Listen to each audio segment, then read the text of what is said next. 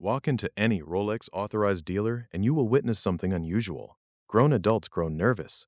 They rehearse scripts in their heads. They wonder if their clothing choices matter.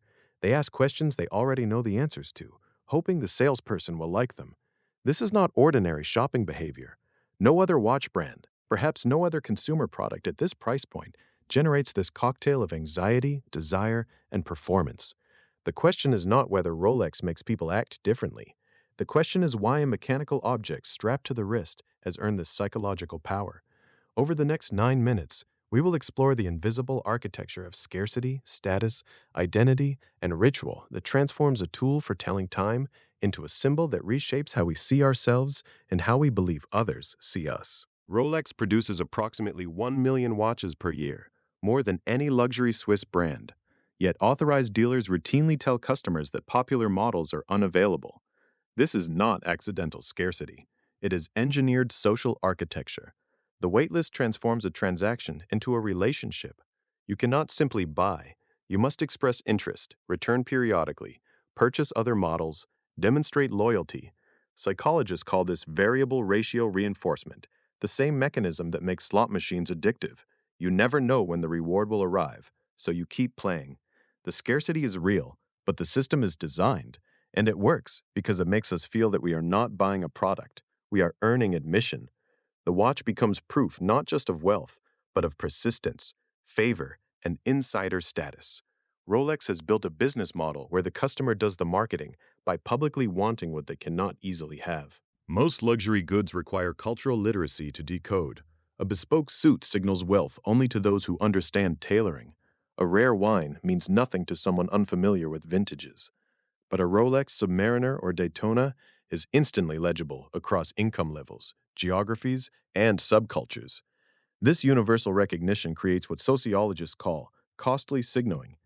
The watch proves you can afford it, but more importantly, it proves you know that others know you can afford it. It is a closed loop of mutual understanding.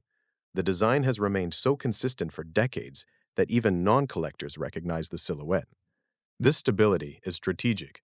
Unlike fashion, which demands newness, status symbols gain power through continuity. When a taxi driver, a CEO, and a teenager all recognize the same object, it has transcended product and become cultural shorthand. Rolex does not sell watches. It sells a universally readable sentence about the wearer: my time, 70th pace. Consumer researchers have documented a phenomenon they call the threshold purchase. It is the object bought not because you need it, but because owning it confirms a new version of yourself. A first Rolex often appears at predictable moments: a promotion, a business milestone, a 40th birthday. The watch is not reward for success. It is a declaration that success has occurred. Psychologically, this is powerful. Wearing the watch daily reinforces the identity shift. You glance at your wrist and receive a quiet reminder that you are now the kind of person who owns this object. It is a private ritual that others can see. The watch does not tell you the time, it tells you who you have decided to be. Luxury brands understand that their products are identity tools, but Rolex has uniquely positioned itself at the exact moment when people are ready to author a new chapter of self-narrative. Unlike a quartz watch, a mechanical Rolex asks something of you. If you do not wear it, it stops. You must wind it, set it, engage with it. This is not inconvenience. It is ritual design. Behavioral psychologists have found that effort increases valuation. The more you invest in an object, even through small repetitive actions, the more you bond with it. Winding a watch is a modern vestige of pre-digital life. It is a moment of tactile focus in a screen-based world. The crown turns. The rotor spins. You feel the mechanism respond. These micro-rituals create what researchers call object attachment. The watch is no longer possession. It becomes a daily companion with needs and rhythms. Rolex owners often describe their watches as alive, as having personality. This is not metaphor. It is the psychological result of regular, physical, almost meditative interaction. The brand has engineered a product that requires your attention, and that attention becomes affection. Because authorized dealers cannot meet demand, a secondary market has exploded. Pre-owned Rolex sports models routinely sell for 20 to 80% above retail price. Some buyers purchase at authorized dealers and immediately resell for profit. This has created a bizarre cultural moment. People wait months for the privilege of paying retail, knowing strangers will pay far more on the open market. The gray market reveals something critical. Rolex could raise prices significantly and maintain demand, but they do not. Keeping retail prices artificially low preserves the perception of value and fairness, even as market reality tells a different story. This pricing strategy is psychologically brilliant. It creates two simultaneous feelings. The watch is exclusive, and the watch is a smart investment. Buyers feel they are getting a deal at retail, even when they cannot access retail. The secondary market does not undermine Rolex, it amplifies desire by proving that demand exceeds supply at every price point. Online watch forums reveal a cultural divide. There are enthusiasts, people who discuss movements, history, and craftsmanship. And there are flexers, buyers who want the status symbol without the knowledge. Enthusiasts gatekeep fiercely. They mock those who cannot pronounce Patek Philippe or who buy only for Instagram. This is not snobbery for its own sake. It is identity protection. When a subculture goes mainstream, early adopters feel their insider status diluted. The watch becomes a test. Can you name the reference number? Do you know the difference between a caliber 3135 and a 3235? These questions are not about the watch. They are about who deserves to belong.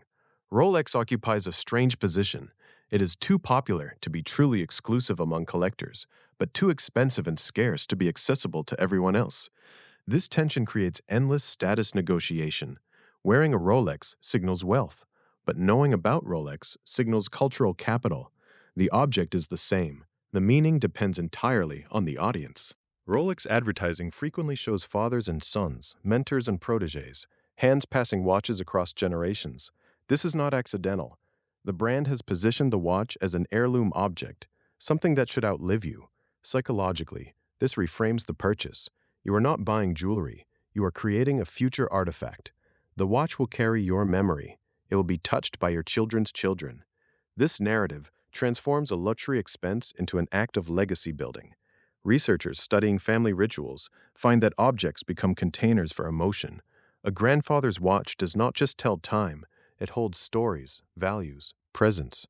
Rolex understands that if they can insert the watch into this emotional architecture, it transcends market logic. You cannot sell your father's watch, even if it is worth $50,000. It is not an asset, it is a relationship. By encouraging buyers to imagine the watch on someone else's wrist decades from now, Rolex ensures that the product becomes permanent, both physically and emotionally. Walk into an investment bank, a law firm, or consulting office, and you will see the same watch on multiple wrists. The Rolex Submariner or Datejust has become professional camouflage. Not wearing one can signal that you are new, unaware, or outside the culture. This is conformity, but it is marketed as personal achievement. The watch communicates that you understand the unspoken dress code of elite professional life. Sociologists call this costly signaling within peer groups. You are not signaling wealth to strangers. You are signaling belonging to colleagues. The cost is high enough to filter out outsiders, but common enough among insiders to be expected. Interestingly, wearing something more expensive or obscure can backfire. A Richard Mille in a corporate law firm may seem try-hard. A Rolex is safe. It says you have arrived, but you are not showing off. The watch has become the uniform of ambition, so universal that not wearing it is the more daring choice. Authorized dealers decide who gets which watches. There is no public queue. There is no transparent system. This opacity is strategic. It gives the salesperson enormous power.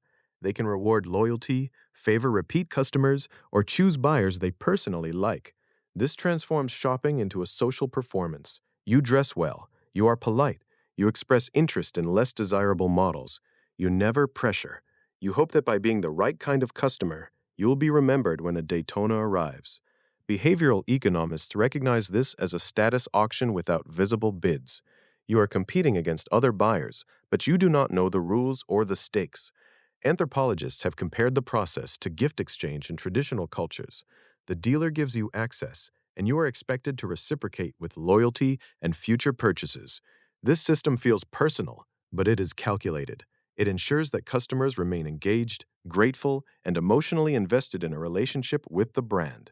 The watch is not sold, it is granted. There is a curious pattern among Rolex buyers. Many say that after purchasing, their interest in watches declines.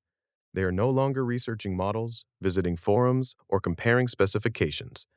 The watch has answered a question they were asking themselves. Am I successful? Have I arrived? Do I belong? Once the Rolex is on the wrist, the question feels resolved. Psychologists describe this as identity closure. The object completes a narrative. You no longer need to prove anything because the proof is visible every time you check the time. This is why Rolex is both a gateway and an endpoint. For some, it opens the door to deeper watch collecting. For others, it is the final destination. The watch says everything they wanted to say. Rolex has engineered a product that can function as both a beginning and a conclusion. It satisfies desire so completely that desire itself can disappear. The question is not whether you will buy a Rolex. The question is whether you can stop wanting one. So why does Rolex make people act strange? Because it is not a watch. It is a test of patience, a badge of arrival, a script for how to perform success, a daily ritual, a family story waiting to be written. It is a product engineered to tap into scarcity, status, identity, and belonging. Every strange behavior, the waitlist anxiety, the forum arguments, the inheritance plans, the professional conformity, all of it is by design. Rolex has built more than a product. They have built a psychological architecture that transforms metal and sapphire into meaning. The question is not whether you want one. The question is why you want one and what you believe it will say about you.